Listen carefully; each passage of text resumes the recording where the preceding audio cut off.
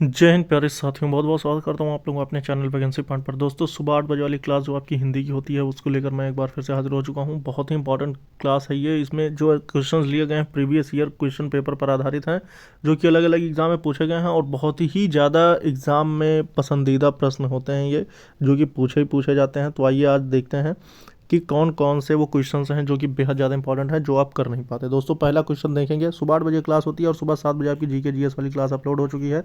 जो GK GS में बहुत ही ज़्यादा कमज़ोर हैं वो क्लास को ज़रूर देखें। आइए आज का पहला क्वेश्चन, कारक के कितने भेद हैं।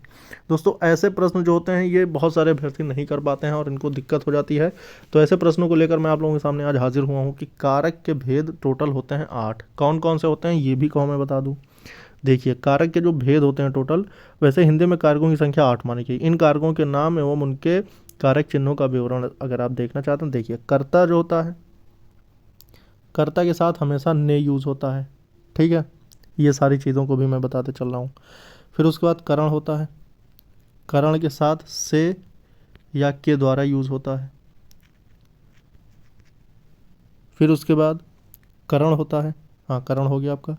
फिर अपादान होता है, अपादान में हमेशा से यूज़ होता है।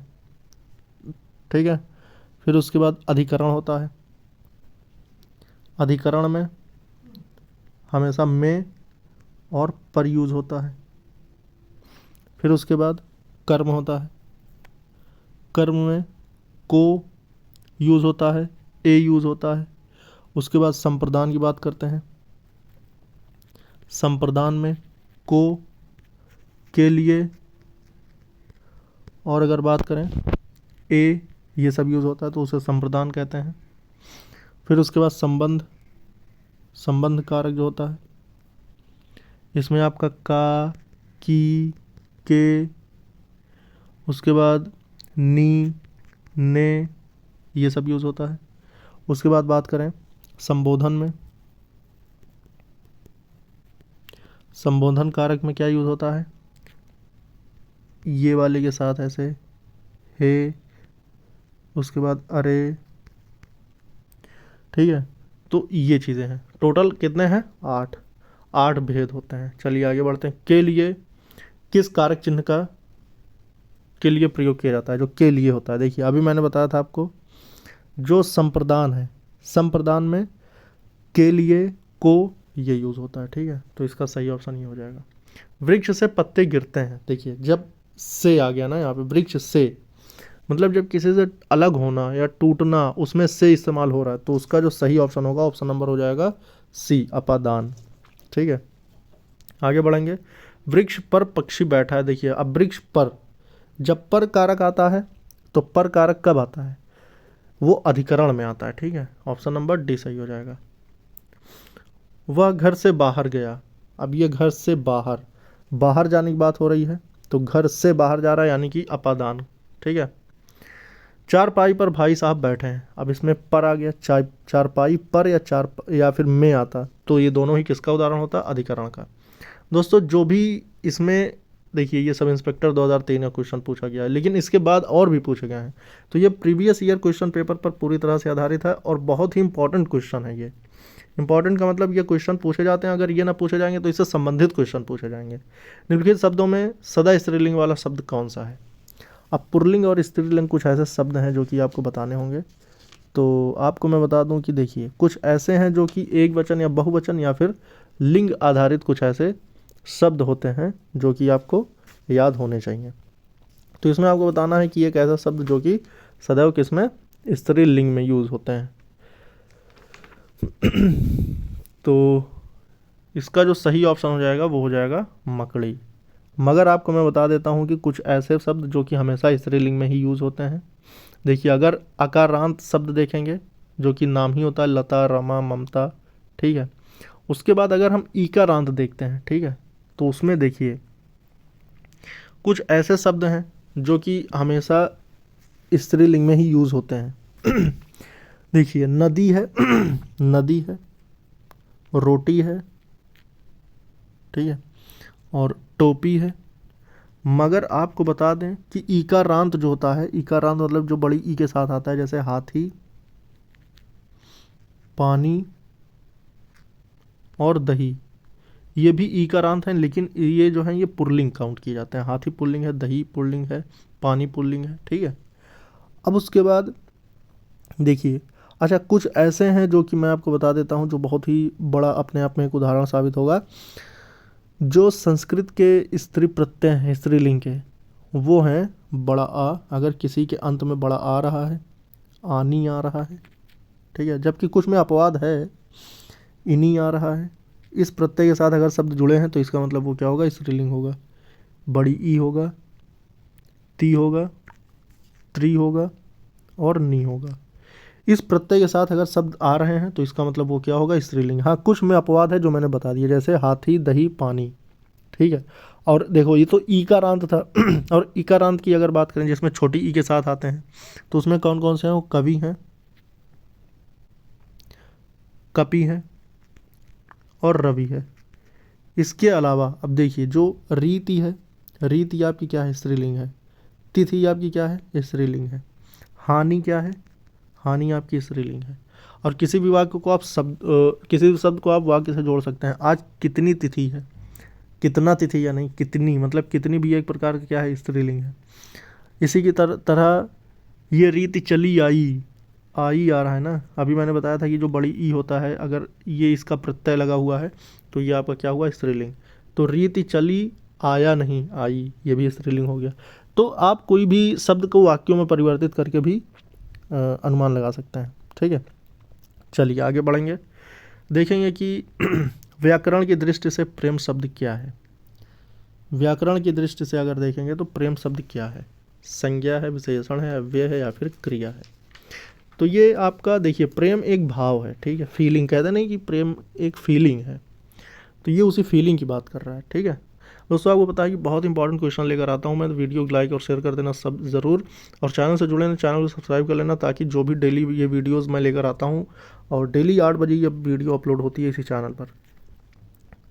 तो चलिए आगे बढ़ेंगे। निम्नलिखित में से संज्ञा विशेषण जोड़ी में कौन सा सही नहीं है। संज्ञा विशेषण देखिए, एक तो संज्ञा है और दूसरा उसकी विशेषता बता रहा है, ठीक।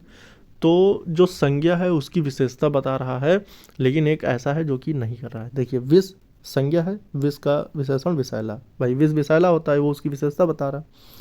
आदि, आदि जिसका अंत नहीं, आदिम, ये उसकी विशेषता बता रहा है। पिता, और पिता एक पैतृक धन होता है, आपको पता है। प्रांत जो होता है, सॉरी पैतृक जो धन की हो गई, ये तो मतलब पिता के द्वारा संचित की गई धन को पैतृक धन कहा जाता है, लेकिन पिता का जो विशेषण होगा वो पैतृक होगा, ठीक है। प्रांत का प्रांतिक नहीं होता, तो इसका ऑप्शन नंबर डी सही हो जाएगा। कवि का स्त्रीलिंग, अब देखिए कवि, अभी मैंने बताया था कवि और कपि और रवि, ये सब इकारांत हैं। इकारांत मतलब जिसमें छोटी ई की मात्रा लगी हुई है, और एक होता है इकारांत। तो इकारांत में क्या है, ये इकारांत का एक शब्द है जो कि पुल्लिंग है। इसका जो स्त्रीलिंग होगा वो होगा कवयित्री, ठीक है, ऑप्शन नंबर सी। हिंदी भाषा में वचन का लेकर मैंने आपको बताया था जब मैंने टेस्ट लिया था। देखिए सब इंस्पेक्टर का जो टेस्ट मैंने लिया था उसमें ये क्वेश्चन पूछा गया था। इसमें यहाँ भी देख लीजिए, यहाँ पे दे रखा है। तो जो हिंदी भाषा में वचन होते हैं वो एक वचन और बहुवचन होते हैं। और अगर इंग्लिश की बात करें,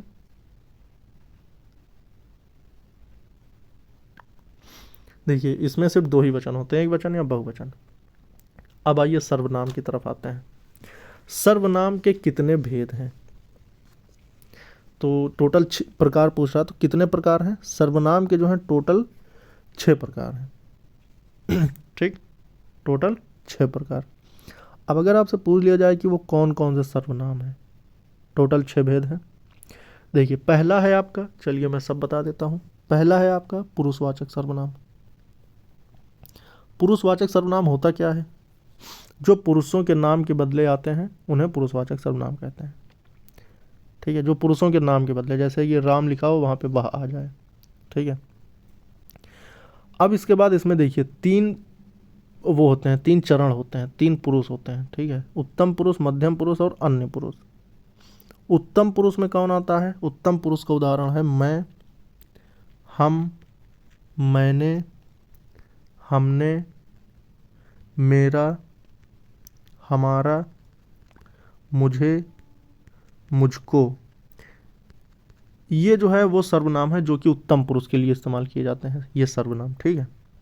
अब उसके बाद मध्यम पुरुष है तू, तुम, तुझे, तुमको, तुमसे, ये सब, ये क्या है, मध्यम।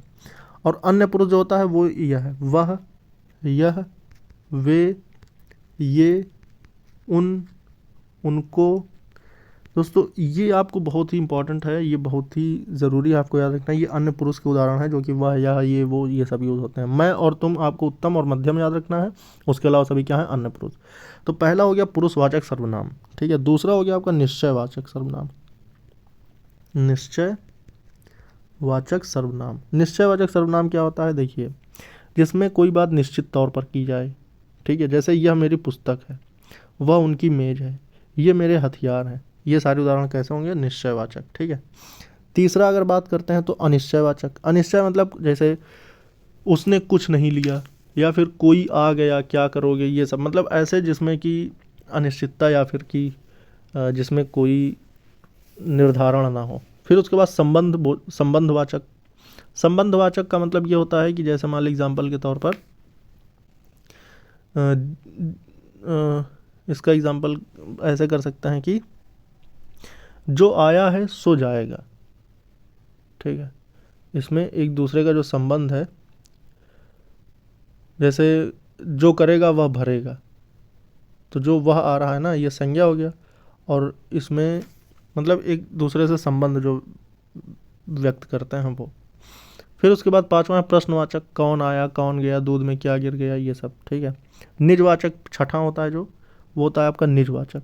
निजवाचक क्या होता है, निजवाचक का मतलब होता है, देखिए, निजवाचक जो सर्वनाम होते हैं ये तीनों पुरुष, प्रथम, द्वितीय और तृतीय पुरुष में निजत्व का बोध कराए उसे निजवाचक कहा जाता है। देखिए, यह कार्य मैं आप कर लूँगा, तुमने अपने आप खा लिया, वह स्वयं गाड़ी चलाती है, ऐसे टाइप से। ये निजवाचक मतलब अपने आप के लिए जो बातें बोली जाए वो है। आगे बढ़ेंगे, निश्चयवाचक सर्वनाम में कौन सा, इनमें से कौन सा निश्चयवाचक है। निश्चयवाचक में सी ऑप्शन आएगा, ठीक है, कौन। इनमें अनिश्चयवाचक कोई, यह घोड़ा अच्छा है, इस वाक्य में क्या है, ये सार्वनामिक विशेषण है, ठीक है। यह घोड़ा अच्छा है, ठीक। संबंधवाचक सर्वनाम बताएं। संबंधवाचक में जो, सो, ये आपके संबंधवाचक हो जाएंगे। संज्ञा या सर्वनाम की विशेषता बतलाने वाले शब्द को क्या कहते हैं, विशेषण कहते हैं। अब आपकी विशेषण की बात शुरू हो गई। अब विशेषण के बारे में बताना है, विशेषण कितने प्रकार के होते हैं। तो विशेषण साफ साफ 4 प्रकार के होते हैं, ठीक है। विशेषण 4 प्रकार के होते हैं, कौन कौन से हैं। पहला है सार्वनामिक विशेषण, ठीक है। दूसरा है आपका गुणवाचक विशेषण। तीसरा है आपका संख्यावाचक विशेषण। और हाँ, और चौथा है आपका परिमाण बोधक विशेषण। 4 प्रकार के आपके विशेषण हो गए। अब उसके बाद निम्नलिखित में से विशेषण चुनिए, इसमें कौन सा विशेषण है, भलाई, मिठास, थोड़ा या फिर स्वयं। तो विशेषण के कुछ शब्द भी हैं, जब मैं अभी तो प्रैक्टिस सेट चल रहे हैं, जब इसकी मैं क्लासेस लेकर आऊँगा टॉपिक वाइज, तो हर टॉपिक से मैं आपके 30-30 क्वेश्चन कराने वाला हूँ। उसमें मैं आपके इतने क्वेश्चंस करा दूंगा या फिर इतने प्रैक्टिस करा दूंगा कि आपसे एक प्रश्न भी नहीं छूटने वाला। इसीलिए मैं आपसे कहता हूँ कि आप लोग ज़्यादा से ज़्यादा इस चैनल को सब्सक्राइब कर लें, ताकि आगे आने वाली क्लासेस का आप पूरा लाभ उठा सकें। तो जो इसमें विशेषण हो जाएगा, ये हो जाएगा थोड़ा, ठीक है। इनमें से जो ये थोड़ा शब्द है ये विशेषण बताने वाला है, ठीक है। निम्नलिखित में से कौन सा शब्द विशेषण है, इसमें भी बताना है। तो इसमें देखिए, सच्चा, शीतलता, नम्रता और मिठास, ये सब दिए हुए हैं, जिसमें से सच्चा जो होता है ये किसी की विशेषता बताता है, ठीक है। अब ये देखेंगे, निम्नलिखित वाक्य में रंगीन शब्द विशेषण है, ठीक है। जो रंगीन शब्द दिया हुआ है, जैसे कुछ, ये जो कुछ है ये कैसा विशेषण है, गुणवाचक है, निश्चितवाचक है, या फिर सार्वनामिक विशेषण है, या फिर अनिश्चित संख्यावाचक विशेषण है। जो कुछ है ये किस प्रकार का विशेषण है। 53 का जो सही ऑप्शन होगा ये हो जाएगा आपका। देखिए, ना तो ये सार्वनामिक विशेषण हो सकता है, ठीक है, क्योंकि सार्वनामिक विशेषण में 2 पार्ट हैं, एक मौलिक सार्वनामिक विशेषण, एक यौगिक सार्वनामिक विशेषण। जो मौलिक सार्वनामिक विशेषण होता है उसमें इस तरह होता है, यह मेरा घर है, वह किताब फटी है, ठीक है। और जो यौगिक सर्वनाम की विशेषण होता है वो ऐसा होता है, ऐसा आदमी नहीं देखा, कैसा घर चाहिए, जैसा देश वैसा भेष, ठीक है। उसके बाद गुणवाचक में अगर जाते हैं तो गुणवाचक में जैसे नया, पुराना, ताज़ा, इस टाइप से, कालबोधक टाइप से आता है, स्थान बोधक टाइप से निचले, ऊपर, ये सब आता है। क्योंकि गुणवाचक में देखिए 5-6 टाइप के उसमें खुद भी हैं, ठीक है। जैसे काल बोधक होता है, स्थान बोधक होता है, रंग बोधक होता है, दशा बोधक होता है, गुण बोधक होता है, आकार बोधक होता है, तो ये भी नहीं हो सकता। संख्यावाचक विशेषण में भी कुछ चीज़ें हैं। देखिए संख्यावाचक में एक निश्चित संख्यावाचक होता है, एक होता है अनिश्चित संख्यावाचक, तो संख्यावाचक भी ये नहीं हो सकता है। अब इसके बाद इसके आगे बढ़ेंगे तो देखेंगे हम। अच्छा, लेकिन एक बात और है, संख्यावाचक में ही एक अनिश्चित संख्यावाचक है, जिसमें आता है कुछ वाले शब्द यूज़ होते हैं, ठीक है। मगर ये भी बात है कि जो अनिश्चित संख्यावाचक है और परिमाण बोधक है, तो परिमाण बोधक में क्या होता है कि हमेशा या तो निश्चित परिमाण बोधक होगा या फिर अनिश्चित होगा। लेकिन परिमाण के लिए अगर इस्तेमाल किया जाएगा तो ये चीज़ें आपको ध्यान रखनी होगी, जैसे आधे सदस्य अनुपस्थित थे, ये संख्यावाचक विशेषण हो जाता है आपका, ठीक है। तो अगर हम बात करें तो ये आपका हो जाएगा अनिश्चित संख्यावाचक विशेषण। ऑप्शन नंबर डी इसका बिल्कुल सही होगा, ठीक है। कुछ बच्चे कक्षा में शोर मचा रहे हैं, तो कुछ बच्चे जो होंगे ये अनिश्चित संख्यावाचक विशेषण हो जाएंगे, ठीक है। आलस शब्द का विशेषण क्या है, तो वो आलस है। चलिए आगे बढ़ेंगे, 76 देखेंगे। 76 में क्या कह रहा है कि निम्नलिखित में से किस वाक्य में अकर्मक क्रिया है। अगर हम क्रियाओं की बात करें, क्रिया के बारे में मैंने आपको पिछले दिन कुछ बताया था, लेकिन अगर आज मैं बात करता हूँ क्रिया के बारे में, तो कौन कौन सी क्रियाएं होती हैं, आइए सबसे पहले देखते हैं कि रचना की दृष्टि से क्रिया के दो भेद हैं। वैसे तो एक रूढ़ क्रिया, एक यौगिक क्रिया, ठीक है।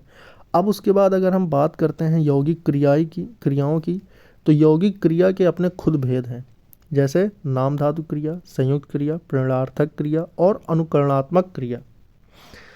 तो अकर्मक क्रिया और सकर्मक क्रिया की आखिर जिक्र कहाँ होगा। अगर हम बात अकर्मक और सकर्मक की करें तो देखिए, अगर अकर्मक और, तो देखिए मैं आपको बताऊं, अगर अकर्मक और सकर्मक की बात करते हैं तो प्रयोग की दृष्टि से जो शब्दों में प्रयोग किए जाते हैं, प्रयोग की दृष्टि से जो क्रियाएं होती हैं वो कितने प्रकार की होती हैं। एक होती है आपकी अकर्मक क्रिया, ठीक है, एक होती है अपूर्ण अकर्मक क्रिया, फिर होती है सकर्मक क्रिया, एक होती है अपूर्ण सकर्मक क्रिया, एक होती है आपकी द्विकर्मक क्रिया। वैसे तो 3 प्रकार की होती हैं, अकर्मक, सकर्मक, द्विकर्मक, ठीक है। तो निम्नलिखित में से अकर्मक क्रिया आपको बतानी है। अकर्मक क्रिया का मतलब क्या होता है, देखिए अकर्मक क्रिया में ऐसे शब्द होते हैं, कृष्णा हंसता है, ठीक है। तो इसमें क्या है, हंसने का जो व्यापार है वो कृष्ण करता है, हंसने का फल भी कृष्णा पर पड़ता है, इसलिए हंसता है, अकर्मक क्रिया है। जब देखिए बच्चा रोता है, राधा चलाती है, संदीप दौड़ता है, कीड़ा रेंगता है, ये सभी क्या है, अकर्मक क्रिया है। तो ज्योति रोती है या श्याम भात खाता है, ये नहीं हो सकता, ज्योति रोती है, ये सही ऑप्शन होगा, ठीक है। तो ऑप्शन नंबर बी हो जाएगा सही ऑप्शन। निम्नलिखित में से विकारी शब्द कौन से हैं। अब देखिए विकारी शब्द का लेकर भी मैंने आपको बताया था। विकारी शब्द वो होते हैं कि जिनके जुड़ जाने से कोई भी वाक्य में परिवर्तन हो जाता है। जैसे वह जाता है, वह जाता है ये एक सर्वनाम वाक्य है, ठीक है। वह अगर पुल्लिंग के लिए यूज़ हुआ है तब ये जाता है, लेकिन अगर वह स्त्रीलिंग के लिए यूज़ हो जाएगा तो यहाँ पर देखिए परिवर्तन हो जाएगा, विकार हो जाएगा, ठीक है। विशेषण भी अगर बदलेगा तो फिर सब पूरे वाक्य में। तो संख्या, सर्वनाम, विशेषण, क्रिया, ये सारे क्या हैं, ये सब विकारी शब्द होते हैं, ठीक है। अविकारी शब्द कौन सा है, अविकारी शब्द जो होता है वो अव्यय है, ठीक है। अविकारी मतलब जिसके जुड़ने से कोई भी परिवर्तन नहीं होता। निम्नलिखित शब्दों में से कौन सा शब्द विशेषण है। देखिए जो इसमें विशेषण की बात हो रही है, विशेषण कौन सा शब्द है, तो 79 का जो सही ऑप्शन हो जाएगा ये हो जाएगा आपका 79 का जो सही ऑप्शन होगा, ऑप्शन नंबर हो जाएगा डी, धीरे धीरे, बूंद बूंद, ये सारे क्या हैं, अव्यय के कितने भेद हैं। जो 80 का सही ऑप्शन हो जाएगा ये हो जाएगा आपका, और 80 का बी, 4 भेद होते हैं अव्यय के, ठीक है। अव्यय और उपसर्ग, प्रत्यय, लेकिन यहाँ पर अव्यय की बात हो रही है। अगर हम अव्यय की बात करते हैं तो अव्यय के टोटल 4 भेद होते हैं। अब उसके बाद इसके आगे अगर बढ़ते हैं तो हम ये देखते हैं कि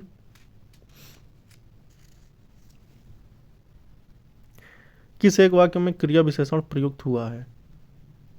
तो 81 का जो सही ऑप्शन हो जाएगा ये हो जाएगा आपका ए। इस वाक्य में वह धीरे से बोलता है, ठीक है, इसमें क्रिया विशेषण प्रयुक्त हुआ है, तो यह सही हो जाएगा, वह धीरे से बोलता है। बृहद विशेषण का शुद्ध उत्तमावस्था क्या है?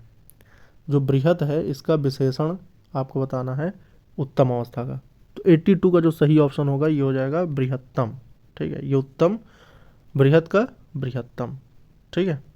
घनिष्ठ का शुद्ध उत्तरावस्था, उत्तरावस्था की बात हो रही है, यानी उत्तरावस्था घनिष्ठतर हो जाएगा, तो घनिष्ठतर यानी 83 का सी हो जाएगा घनिष्ठतर।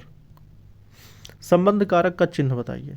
जो संबंध एक दूसरे में संबंध बताते हैं उसका या फिर संबंध वाचक, 84 का जो सही ऑप्शन हो जाएगा ये हो जाएगा आपका सी, ठीक है। निम्न में से विकारी शब्द कौन सा है? अब इनमें से आपको बताना है कि कौन सा विकारी शब्द है। तो विकारी शब्द जानने के लिए आपको 85 का जो सही ऑप्शन हो जाएगा ये हो जाएगा आपका ऑप्शन नंबर डी, ये आपका एक विकारी शब्द है। दोस्तों आज की क्लास में मैं बस इतना ही रखूँगा और उम्मीद करता हूँ आप लोगों को ये आज की वीडियो जो कि सुबह 8 बजे होती है बहुत ही ज़्यादा हेल्पफुल रही होगी, जो भी कि आपके बहुत सारे कन्फ्यूज़न को दूर किया होगा। तो डेली मिलते हैं सुबह 8 बजे क्लास में, और आप लोग ज़्यादा से ज़्यादा सहयोग करें और वीडियो को लाइक और शेयर कर दें। उम्मीद करता हूँ कि आप लोग चैनल को सब्सक्राइब कर लिए होंगे। फिर मिलेंगे कल 8 बजे। जय हिंद।